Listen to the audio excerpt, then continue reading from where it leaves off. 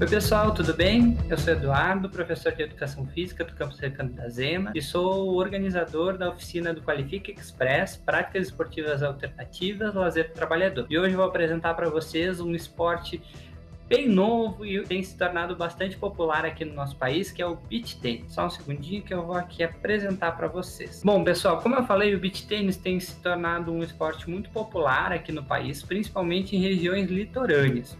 Ele é um esporte criado na Itália, sendo uma mistura entre o vôlei de praia e o tênis, tendo algumas características de um, outras características de outro. Ele foi difundido mundialmente, principalmente a partir dos anos 2000, e no Brasil ele tem se tornado cada vez mais popular a partir da década, finalzinho dessa primeira década dos anos 2000, ali 2010 em diante, ele tem se tornado cada vez mais popular. Ele é tido como um esporte de elite, porque o equipamento para praticar o beach tennis ele é um pouquinho caro e muitas vezes as pessoas que praticam são pessoas que têm um poder aquisitivo maior. O jogo, como o vôlei de praia, tem o mesmo objetivo, que é fazer com que a bola caia dentro da quadra do adversário.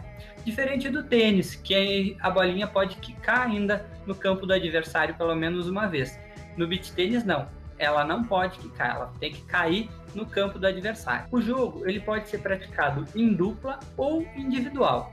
No individual, a quadra tem as dimensões um pouquinho menor e em dupla as dimensões são maiores. O jogo do beach tennis, né, a rede fica em uma altura fixa, tanto para homens quanto para mulheres, o que é diferente do vôlei de praia, que a gente vai ver uma diferença entre a altura da rede para os homens e outra para as mulheres. Já no tênis tradicional, a gente sabe que essa diferença entre homens e mulheres também não existe. Então, vai mesclando um pouco as regras entre um esporte e o outro. Vamos lá. A quadra do beach tênis, para o individual, ela mede 16 metros de comprimento e 4,5 metros de largura. Já para disputa em dupla, a largura ela aumenta um pouquinho mais, ela passa a 8 metros. O que é muito semelhante no jogo de dupla, as dimensões da quadra são iguais à dimensão da quadra do vôlei de praia, que é 8x8, tá? Um quadrado perfeito de 8x8 de um lado e do outro lado também 8x8. Então, as dimensões da quadra para a dupla ela é semelhante no vôlei de praia e também no beach tênis. Já para o individual, diminui um pouquinho, até porque senão as pessoas ficariam muito cansadas ao praticar. A raquete, ela tem umas diferenças do que uma raquete de tênis convencional, e a gente vai poder olhar isso na próxima imagem, mas ela é bem leve, a gente sente isso ao tocar nela, e o material também é um material diferente. A gente vai ver fibra de carbono, fibra de vidro sendo utilizado mesmo para fazer a raquete do beach tennis. E a bolinha ela tem uma pressão menor. Os materiais utilizados, como eu falei, são a raquete. Vocês podem olhar na imagem aqui que a gente vai ver que ela não é que nem a raquete do tênis tradicional, que é toda entrelaçada, né? O beach tennis é uma raquete mais maciça, com alguns furos, né, que são para passagem de ar. A bolinha, ela é diferente. No tênis a gente vai ver uma bolinha totalmente amarela, no beach tênis a gente vai ver parte amarela, parte laranja, e a pressão dela é menor. Então a gente vai ver que a velocidade da bolinha também termina sendo um pouco menor do que a bolinha do tênis. Além disso, a gente utiliza a fita de marcação, que é praticamente a mesma que é utilizada também no vôlei de praia. Além, é claro, da rede para fazer a divisão entre a quadra dos jogadores. Vamos lá, falar um pouquinho da dinâmica do jogo. O jogo do beach tênis, né, uma disputa, ela é muito semelhante ao tênis, porém com uma diminuição do número de sets. Um set ele é composto por 6 games. E como a gente faz para ganhar um game? Ele é uma pontuação que segue a seguinte: 0, ou seja, ninguém pontuou, 1 ponto, 15, depois 2 pontos, 30, 3 pontos, 40 e quarto ponto, game, que é o que a gente ganha, que é uma pontuação semelhante à do tênis. Os fundamentos do jogo já são muito próximos e muito semelhantes ao tênis tradicional. Claro, com algumas diferenças, né, de como a gente executar os movimentos. E um deles é o saque. E vocês vão poder ver agora alguns exemplos de saque através estudantes que nos ajudaram. No beach tênis também é um pouco diferente a posição de expectativa dos jogadores.